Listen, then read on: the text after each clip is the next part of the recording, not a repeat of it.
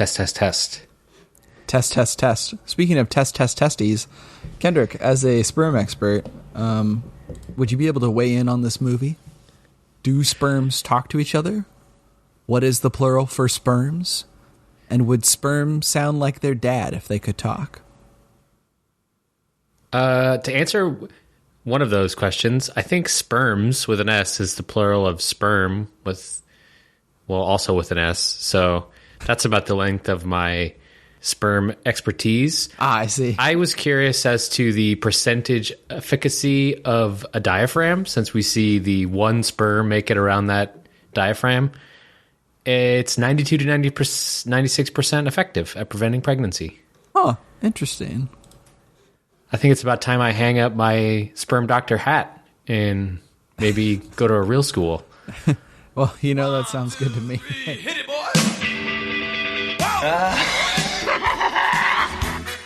Get together, have a few laughs. Uh-oh! Shit, lady, do I sound like I'm ordering a pizza? Lady, put the freaking gun down on the ground right now. Take your son across the freaking street and say until we come and get you. Hello, and welcome to Where There's a Willis, There's a Way, a film podcast about the multitude of works by Bruce Willis. My name is Kendrick Martin, and with me as always, Josh Carter. So, if you're here listening for the first time, we're going to talk about a Bruce Willis movie, and then we're going to dive into the plot details and then Bruce Willis specifically, and then finish it off with the Wheel of Willis.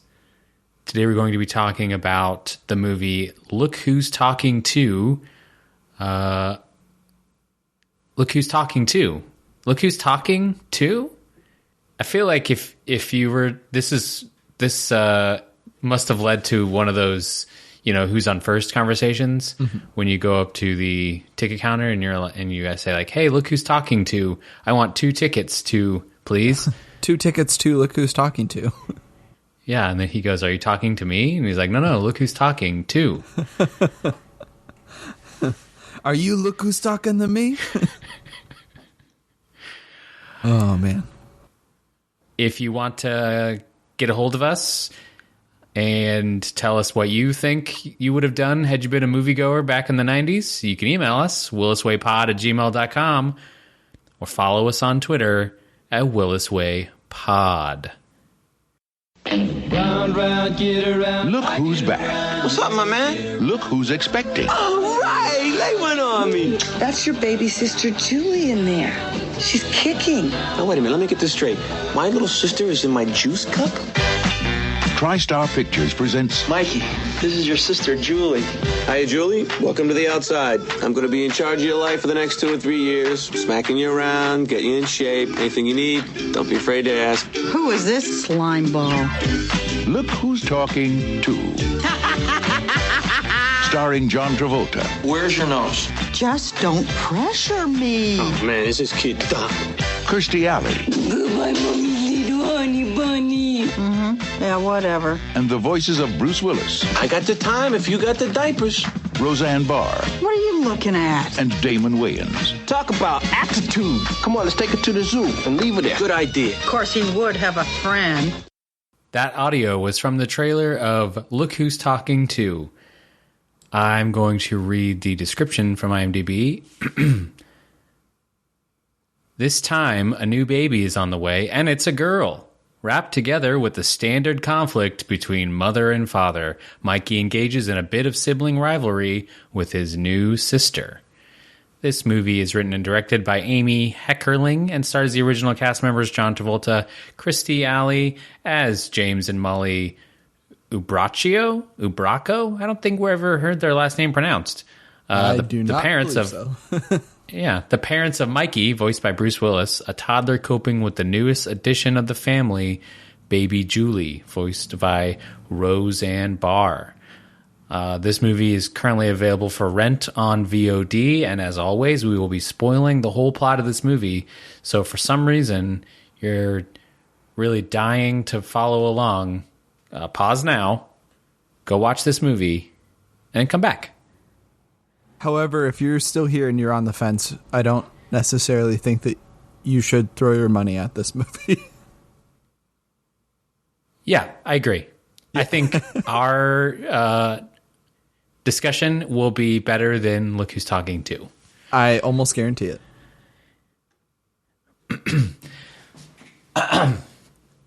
So Josh, Yeah.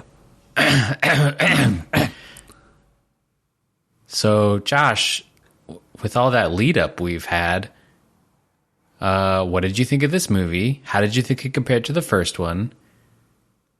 You know, I actually went into this movie expecting it to be pretty much the same as the first one. It was the same writer, director, and same cast and everything. So I was expecting it to be about on par. And I was actually surprised that the quality diverged so much from the first one. I was really expecting amazing things based on the first one. And I feel like this movie, just blew my expectations out of the water by being one of the worst films I've ever seen in my life. Quick aside, blowing something out of the water is usually a good thing.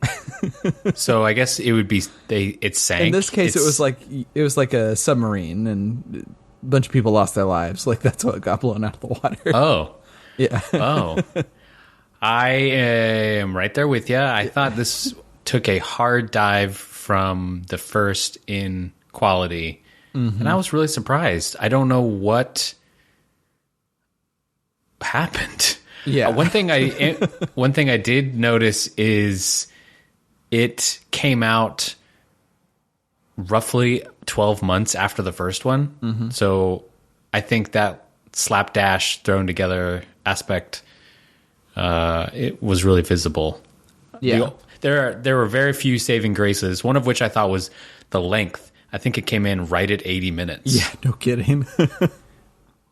It somehow felt so short and so long at the same time. Like, there's a quote unquote story running through this movie, and whenever it focuses on stuff like that, you're just kind of going like, all right, how is this movie so short? Like, how are they gonna expound upon all the stuff that needs to be expounded upon, and then like have jokes in there like the first one did? And then the joke's on you. They do not expound upon anything that they should.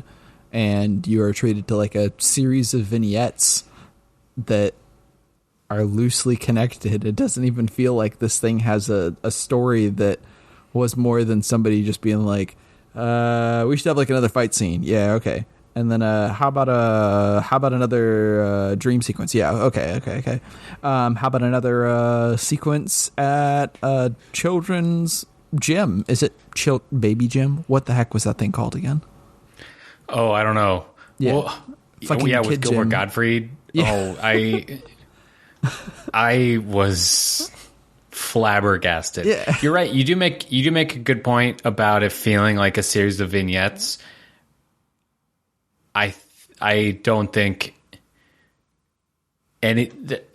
I'm just at a loss.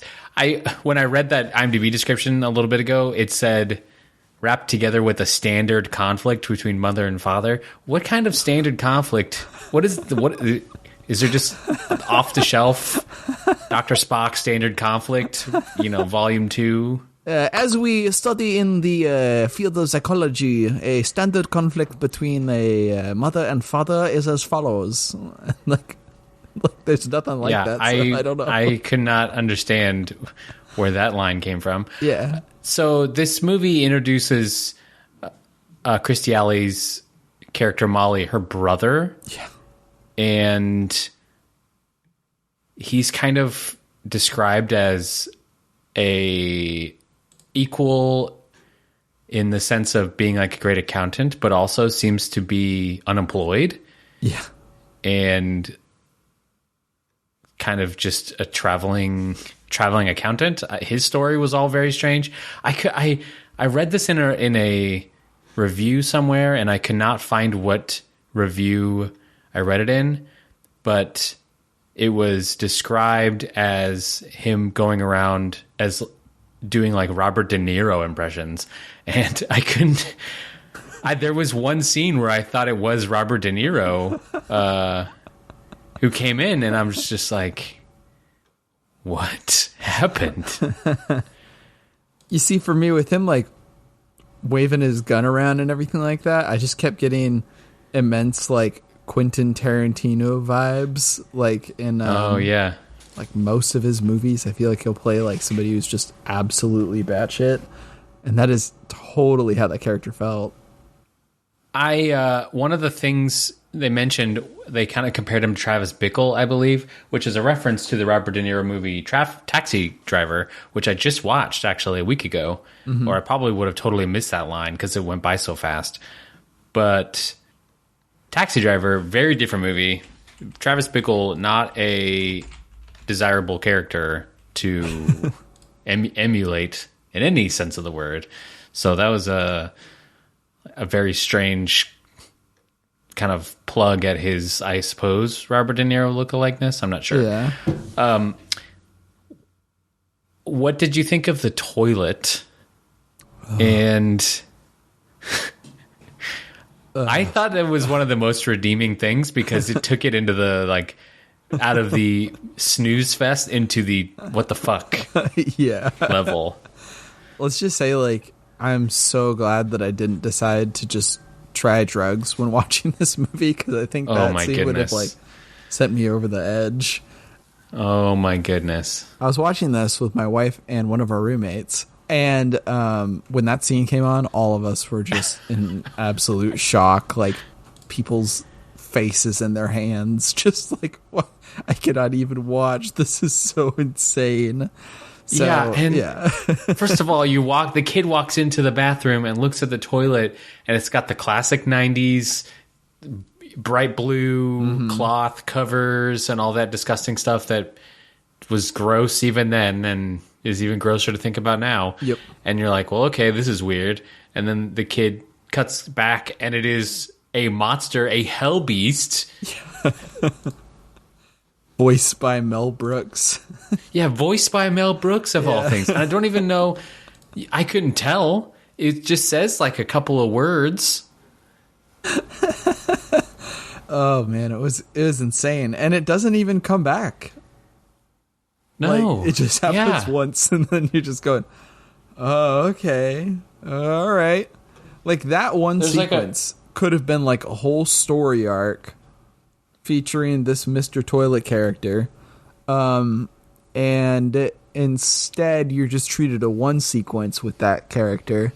And then on the other hand, like, Gilbert Gottfried, who's in it for like 2 scenes, plays the same character in both scenes and really doesn't need to be in it more than just a one moment. Oh, it's Gilbert Gottfried. So the scripting department from the last movie compared to this movie is so horrendously bad. Like, let's go back to that fight that the couple has. So let's break it on down real quick. At first, John Travolta is frustrated that Molly's parents are thinking that he's not going to amount to anything because he's just a pilot and then he's not doing his taxes right and whatever. And so he's like, hey, I need you to kind of, like, leave me the fuck alone. And that's, like, his whole thing. And then what is, like, her thing back? Because I think she has, like, a thing back before they get to the brother, right? So her thing is she worries all the time. Uh-huh. And the movie kind of played this. John Travolta doesn't really know what he's doing and needs to step it up. And she worries all the time, but knows what he should do. And then they both kind of realize... But she also overlooks, like, her brother's foibles and lets him wave a gun around. And then, so, like, the stuff before the brother, not super memorable, but the stuff with the brother, like, as soon as he gets into the picture, I am totally with John Travolta on his whole argument of being like, yeah, your brother seems kind of nuts. I really don't want him around Mikey all that much. And whatever the girl's name is. I don't remember what the kid's name is. Julie, yeah. He's like, I don't want them around Mikey and Julie. And I am totally with him on that. There is no reason for, like, gun-waving accountant brother to be to be watching over Mikey. What? And it's not even What like on the earth? movie tries to subvert that and have everything go well at the end of the movie. So I do not get what they're even trying to do. Like, how, if you're going to write like a good fight sequence, you want to make it to where you can see the character perspective in both characters, and then you also want not only that, but you want some validity to both of their arguments. And really, other than the way that John Travolta acts towards her, I am not with Kirstie Alley much at all during that whole sequence, which is like most of the movie. And we're not seeing reasons to empathize with her worrying at all up until the very end, where she goes, "Oh my gosh, it's pouring rain," and then turns out she's able to waltz through the airport, get on an airplane, and then they're like, oh, "Okay, I guess the weather is bad."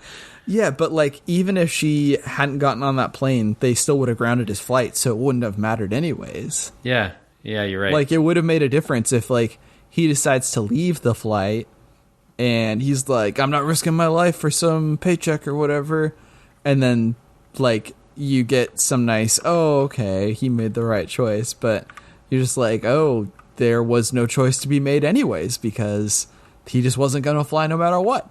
So it just doesn't make any sense from a writing perspective. It really feels like this is first draft or like early second draft writing, and there is so much that could have been made better throughout this whole thing. So once again, when I'm like comparing it to the first movie, it's just, I'm left scratching my head like, how did they approve all of this, and what did they think that was going to happen with all of these scenes? Did they think it was going to be a good movie?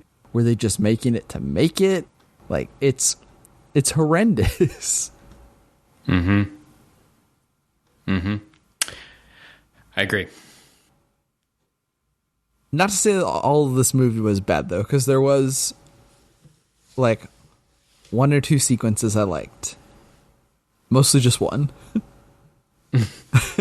And that was the scene where they do like the Elvis all shook up scene in the like kids gym or whatever that John Travolta does. I know Gilbert Gottfried got a Razzie for this movie, but I thought his performance was humorous enough and really made me start to think this was probably more of a kids movie than the first one. Yeah, I could see that. But like, also, once again, when you're thinking about like the 4-quadrant movie or whatever, is this really a movie that's going to, even if it might interest kids, it has like quite a bit of language in it and stuff. And it's going to give them nightmares with that freaking toilet. Yeah. Well, and there's like a nightmare sequence at the beginning that's also quite scary when he's like looking up at the dolls. Oh, yeah. And there's the scene where he tears the penguin apart. Yeah. Yeah, there's so many like crazy little sequences in this movie that are fairly scary. And it's the opposite of a 4-quadrant movie. Yeah, it's a no-quadrant movie. It does kind of have like a vague springtime for Hitler feeling, like they're trying to write it off or something. I don't know. It's bad. Yeah. It's so bad. Yep. I'm not a woman, full disclosure, but the friend character of Molly, Kirstie Alley's character, just falls in love with this brother guy, and that is immediately after she gets a gun pulled on her. And I know of no women that would prefer to meet their future boyfriend or whatever via somebody pulling a gun on them. So that was bonkers. You're referring to the character of Rana, played by Twink Kaplan, I believe. Yeah, actually, I think her name was pronounced Rona because it was like kept giving me like Corona flashbacks. Oh, Corona. You're talking about the beer, right? There's no other type of Corona. Yeah, that's it. The sun's Corona, I suppose. Mm-hmm. That's another thing where, for as short as this movie is, what a little bit of fleshing out of some of this stuff would have gone a long ways. There's like a throwaway line about her going on a lot of dates with people, and then she enjoys them all enough, but then she like flash forwards to picturing them as parents and nopes out. Yeah. Which is, I think, a reference to the first one. Yeah, right. Because Kirstie Alley does the same thing. We're not ever seeing her look at her life with Kirstie Alley's brother and be like, wow, he's going to be a great dad. Yeah. But I don't even know why they would introduce these two characters. Or maybe Rona's from the first movie. I don't even remember. But I don't get why you'd give attention. She is, yeah. Oh, she is? Okay. I don't get why you'd give attention to these two characters and then not give them enough attention to make them compelling or interesting in any shape or form. Because, like, the movie's 80 minutes. It's got a little bit of time if it wanted to bump it up to 90 minutes and give, like, a minute of exposition throughout this movie. And then, like, a minute of us seeing good sequences with these characters. Maybe spice up the dialogue a little bit here and there. And then, like, bam, you're at 85 minutes. That's still a pretty short movie. And I care a lot more about it. It's so much of this movie I was really trying to care, and I just could not at all.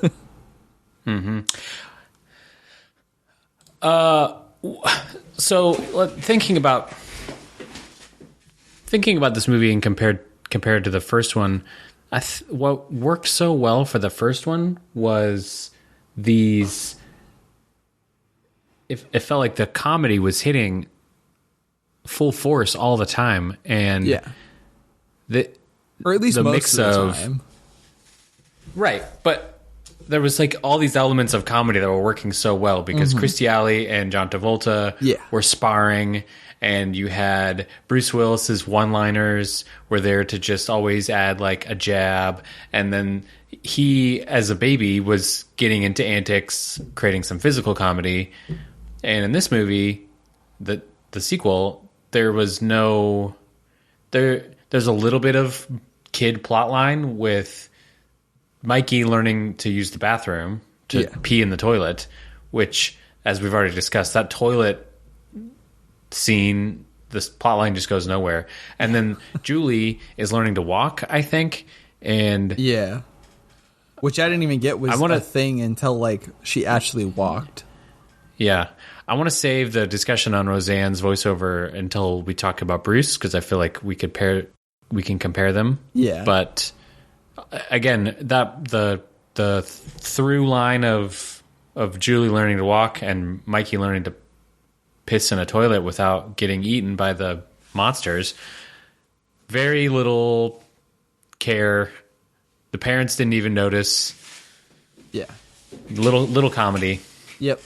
Yeah, all of the joy that felt like was in the first movie is just totally gone. It's all like cynicism, because most of it you're having the two leads fight throughout the movie. The good underlying story that was there, or the competent underlying story that was there in the first one, is just not at all in this one. So you're just the entire time begging for any reason to care, and you are not given any throughout this entire movie. Something else that I wanted to talk about was, like, it's a very loose theory, but I've got kind of a theory that this movie and these movies, like, Look Who's Talking and Look Who's Talking 2, and the Die Hard films have a concept of, like, bureaucracy and kind of white collar is fine for those people, but the real heroes are the blue collar people. And I wonder if that's going to be a theme throughout a lot of the movies that Bruce Willis is in, because that's kind of something that I got from the whole sequences whenever we saw John Travolta's character, because he's not necessarily winning Molly over with like how good he is at numbers, but his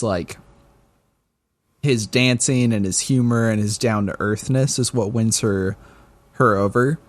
And so also with like John Travolta, I feel like you're kind of rooting for him throughout this movie, and with like the conversation with Molly's parents, you're pitting kind of blue collar, like, I just don't get why the government doesn't just tell me how much money I owe them, versus like the white collar, like, well, you see the tax deductions for these office chairs and blah, blah, blah. Like, you have that whole dynamic going on. So did that come across to you when you were watching the movie? Did you feel kind of a pro blue collar message, or am I just imagining this and then reading it onto the movie afterwards? I didn't pick up the blue collar versus white collar dynamic, but I did think that it makes a point of kind of, it seemed like John Travolta's character was more in the spontaneous, let's go out and party vibe, and Kirstie Alley was the let's stay at home and read W-2s on a Saturday night. Mm-hmm. That's kind of where I noticed it falling into place. It is an interesting discussion. I know we discussed a lot talking about Die Hard around its seemingly hatred for bureaucracy in general. Yeah, I didn't get as much animosity towards bureaucracy here, but I can see where you're coming from. Yeah, and it's a working theory. We'll see how that plays out with other stuff. Maybe it'll be something that'll fade away, but my guess is that more than not, we'll end up coming back to something like that. Another little fun thing, the subtitles are all sorts of messed up for this movie. If you listen to the other Look Who's Talking podcast, we talked about how the subtitles, and we watched that one on Hulu, I watched this one on Amazon, so it's all over the place. But the subtitles are like weirdly shortened, and sentences are not their full versions. They're just kind of the Cliff Notes versions of lines. And in this movie, they don't have that problem necessarily. I wasn't 100% paying attention to it, but it didn't seem like they had that problem. The thing that it does have is there are two characters that are siblings, Molly and Stuart. And Molly is sometimes spelled Molly, and then other times is spelled Mollie.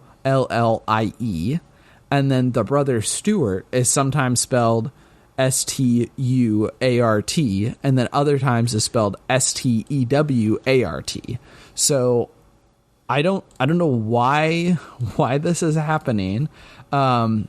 Canonically in the movie, I think that they show Molly's name at one point, and it's Mollie, but I don't know about the brother at all, and I just cannot imagine why they didn't at least at some point just look through this and go, all right, did we spell the name the same across everything? I do not understand it at all. It's bonkers to me. That is really wild. Yeah, I just double checked. According to IMDb, it's Mollie for Molly. So yeah, what does it say for Stuart? It says Stuart. Interesting. Yeah, I do not know why that happened. That did not make any sense to me. Yeah, it feels like they're just hand typing credits. Yep. Maybe that's what happened. Or it's just like voice to speech, voice to text. Yeah. Very strange. All right, before we jump into Bruce Willis specifically, we're going to talk about our trivia topics. The biggest one, the most important one, really the reason this podcast exists, is to talk about the Star Trek connection. Oh, absolutely. So I think we each brought one this time. I wanted to mention Rick Avery, who plays the burglar at the end of the movie, who breaks in and causes Stuart to chase him, starting a fire, and that whole fiasco. Mm-hmm.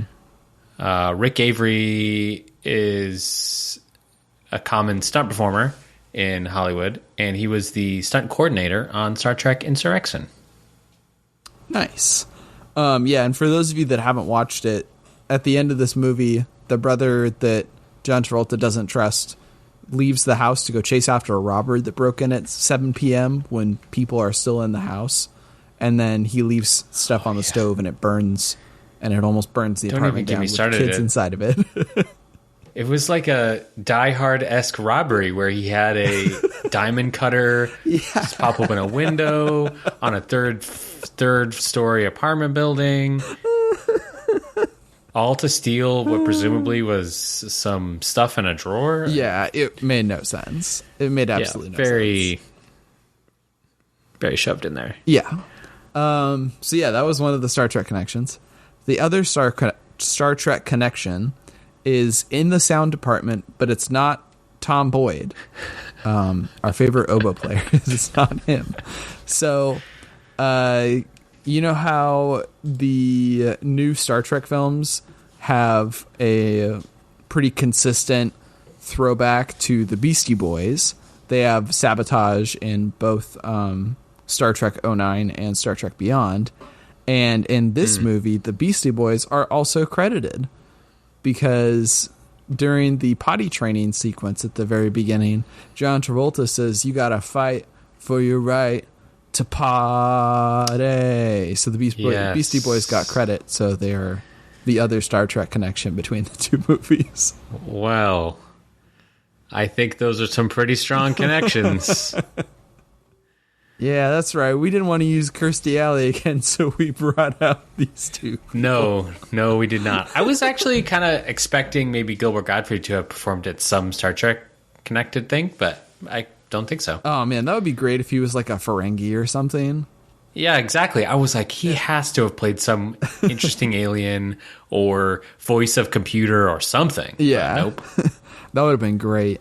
So, Gilbert Gottfried, if you ever listen to this, or anybody that knows Gilbert Gottfried, you should tell him to do something for Star Trek Discovery or whatever the other one is, like Strange New Worlds, just so that we can go back and re-record this whole episode just for this one moment. I will. There are a few things that would cause me to re-record an episode: Sesame Street sponsoring us, and Gilbert Gottfried changing anything on account of us. So the list is not long, but it does exist. It does. Yeah. So, Josh, we talked about in the last Look Who's Talking movie, Look Who's Talking the first, about how much money it made, and in comparison to a lot of Bruce Willis's other works, it was a smash success. Yep. And I think for good reason. I think it was very funny and enjoyable. This movie, on the other hand, came out much faster and obviously had a much smaller feel. And I don't think it...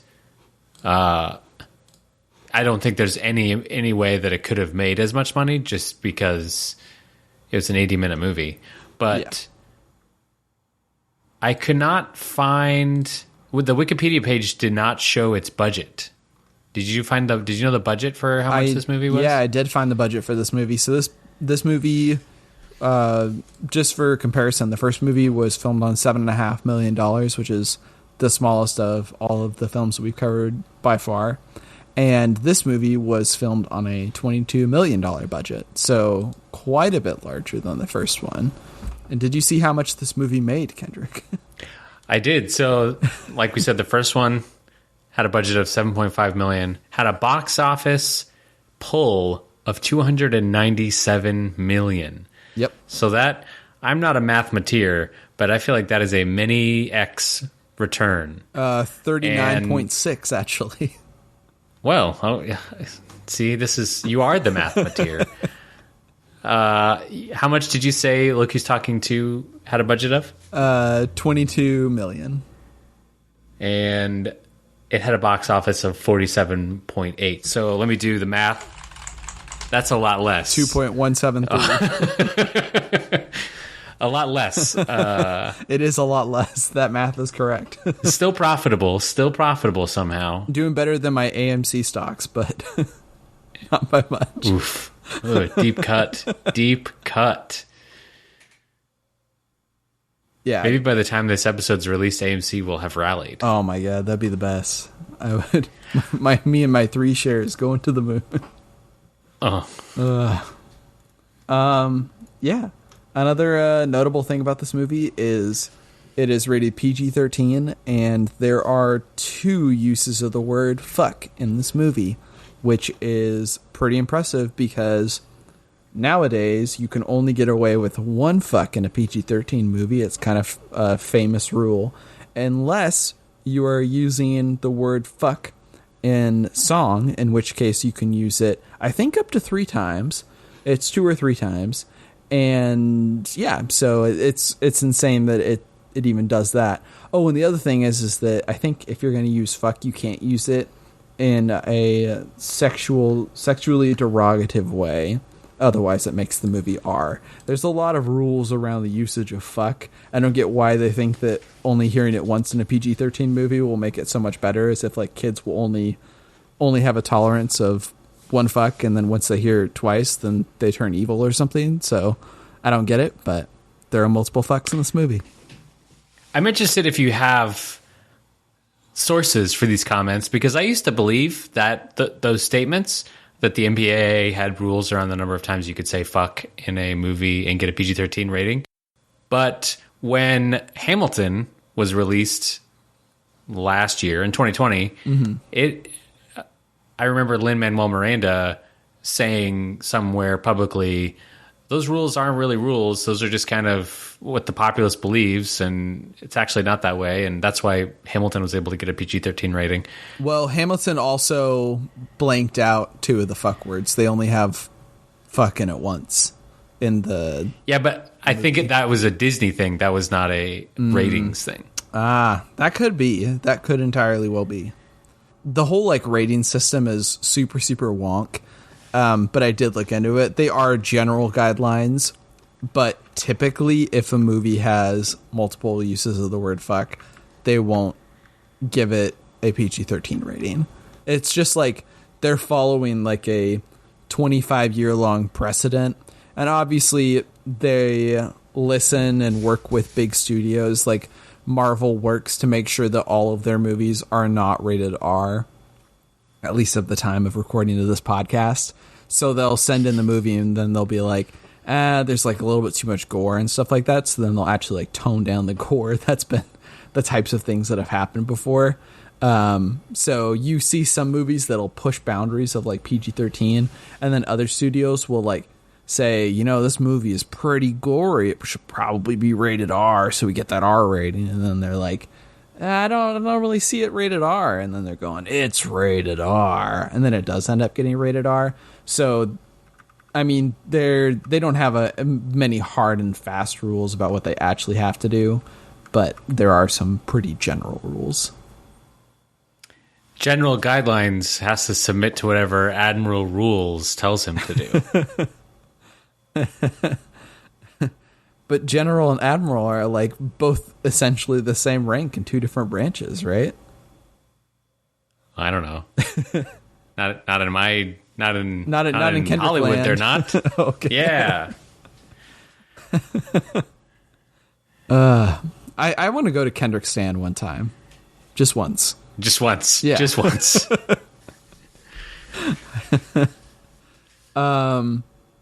Yeah, one other thing that I wanted to say about this movie is Amy Heckerling, the director of the first movie, was pulled into this movie, and she said in 2016 that she was basically forced to make this movie by the studio, and she had considered the story to be over prior to this movie. So... Well, she had said no back in 1990, but good on you for coming to your senses now. I read the plot summary for Look Who's Talking the Third, or whatever that next one is called. Look Who's Talking Again. And the voices are, because Bruce Willis isn't in it, we're not going to watch it.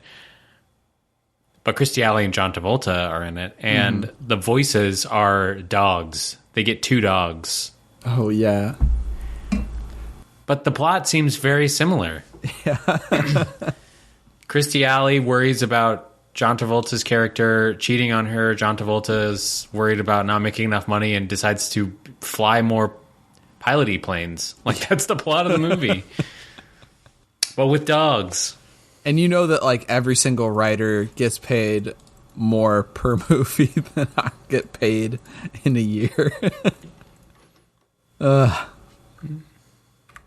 disgusting. That's what that is. Cool. Maybe your AMC stock will make it all worth it, Josh. Yeah, that's true. That's true. Finally, I'll hold on to that. Let's talk briefly about Bruce Willis's performance in this movie. Again, his role was fairly minimal. Mm-hmm. I actually think if you just take the Bruce Willis bits, I enjoyed his performance in this one more than the last one. I feel like his jokes are let to go on a little bit longer. He doesn't rely solely on kind of one-liner throwaway jokes, but has a little bit of building up a bit and acting more. How did you think it compared? Yeah, I guess the rest of the movie was so disappointing that it was hard to really focus on him. But I do agree with what you're saying. Like, I didn't think that he did any worse than the first movie, for sure. I'd probably say that it's about on par if I had to say. Maybe a little bit better. I see what you're saying, though, because Mikey, since he's growing up a little bit, he's having to make, like choices that a character would make and justifications that a character would say. So Bruce Willis is having to chomp a little bit more. Still extremely weird that we hear the kid's voice sometimes and we see his mouth move all the time. Oh my God, yeah. But we're just dealing with Bruce Willis's voiceover. Yeah. Very unsettling, and I feel like the jokes were not worth it. I just want to go back over this movie and like just redub in what the kid looks like it's mouthing. Like it's just going like ba ba ba ba ba ba ba. Like oh, good. Just how bonkers would this you nailed movie it. Nailed it. Roseanne, on the other hand, I thought did terrible. Did not enjoy. I think it's Roseanne's shtick as a comedian to be very deadpan in her delivery. Mm-hmm. But when you're voicing a baby, which has a lot of emotional ups and downs, that deadpan delivery was kind of lost on me. Yeah. Also, like when she was a fetus and had like the umbilical cord wrapped around her neck and was doing like the suicide things, I was like, oh my God, what am I listening to? It was nuts. A lot of the writing around her one-liners were fairly similar to the Bruce Willis one-liners from before. Bruce Willis, as a fetus, talks about his third arm that he discovers. Roseanne talks about the second mouth she discovers. I was groaning. Yeah. The baby puppet, still extremely scary. Oh, yeah, no kidding. It did give me like a pretty good comparison, though, to the first movie. Like, I don't feel like I'm saying, well, who knows how Roseanne Barr would have done with Bruce Willis's role, because she basically had Bruce Willis's role from the first movie. Yeah, totally. Yeah. Oh my God. We haven't even talked about the sperm sequence at the beginning. How did you feel like that compared to the first movie? I think the first one, I was just in shock. I didn't know what to think, and I was just kind of like, what is happening? Yeah. And in this one, it was basically a redo, and you're like, okay, I know how this works. Yep, here we go. And then there's like, they have to work their way around the diaphragm, and we're just like watching it go on for a while. Horrendous. Yeah, very strange. Yeah. Very strange. The puppet of the baby Julie is still creepy as ever. I'm glad we skipped through the pregnancy pretty quickly. Yeah. Honestly, I had completely forgotten about the whole umbilical cord bit and needing a C-section and all of that. John Travolta fainting. Oh, yeah, John Travolta fainting. And then he had a bandage on his head. Yeah. It was such a like SNL sketch-esque thing that just happened and then was forgotten about. Once again, this movie is all non sequitur, so if you expect things to come back, lower your expectations.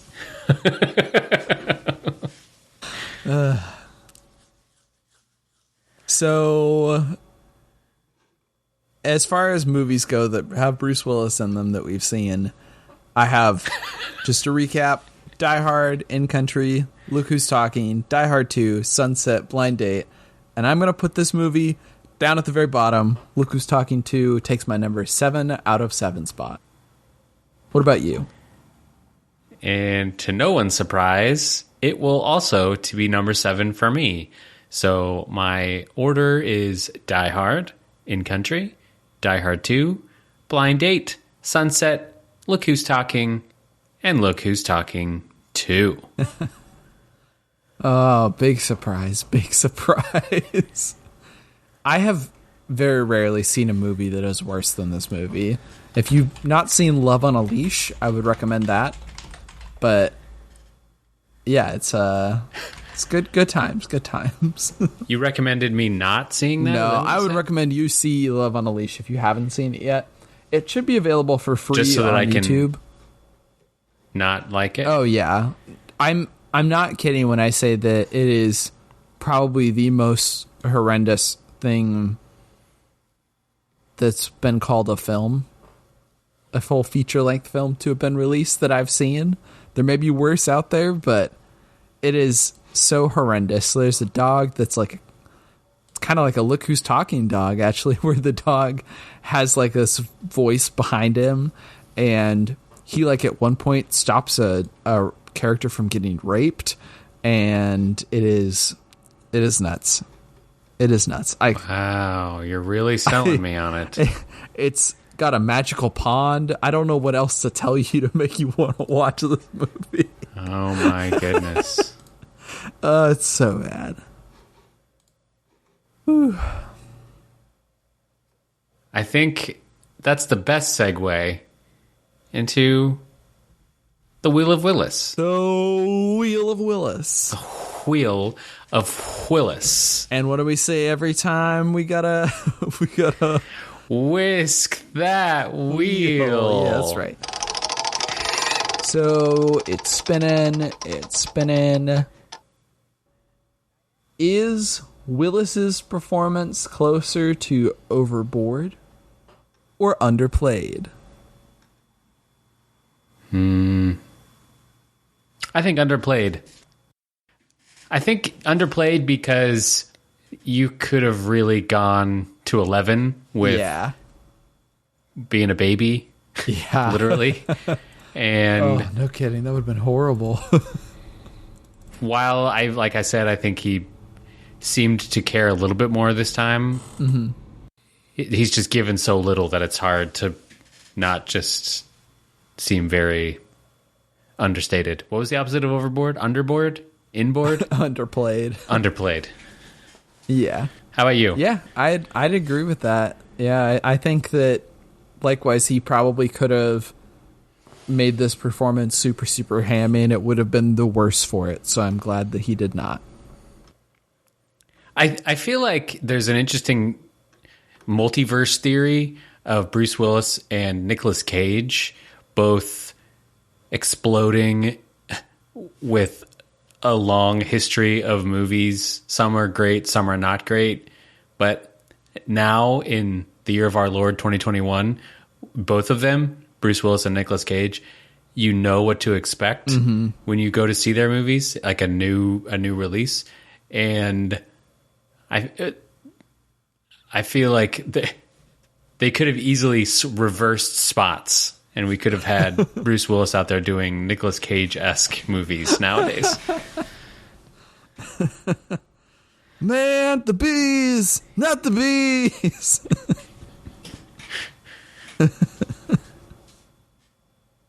Oh man, I'm just trying to imagine Bruce Willis doing like the filing scene that Nicolas Cage has, where he's like A B C D E F G. Do you know that one?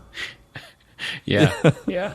Oh my god, I'm so glad that the universe that we live in is this universe, and not that, and not the weird Nicolas Cage upside down universe. Yeah. Somewhere though, there's like some other people being like trying to struggle to figure out some sort of pun related to Nicolas Cage. Mm-hmm. Yeah. Yeah. Cage Uncaged or something. Yeah. Cool. Well, as always, we're going to go ahead and plug our stuff. If you guys like our podcast, love for you to rate us on Apple Podcasts or anywhere where you listen to podcasts. We always appreciate that. If you leave us a review, we will probably read those out loud. We like reading stuff that people write about us or write to us. And if you want to send us an email, you can always send us an email at williswaypod@gmail.com and follow us on Twitter at williswaypod. You can find me. Oh, what? Go ahead. Nope. You can find me, Josh, on Twitter at joshingcarter. And you can find me, Kendrick, on Twitter at kmartinix, KMARTINIX. Next time, we will be covering Bonfire of the Vanities. Josh, before we sign off, it just now occurred to me, I know nothing about Bonfire of the Vanities. Do you think it's about people taking a bunch of bathroom vanities and starting a bonfire? I unfortunately know a little bit more about that, but I will not comment on the matter. We'll see how right you are next week. Joke's on me. We'll find out. Thank you, everybody, for listening. Have a great day. Goodbye. I think that was adequately stupid.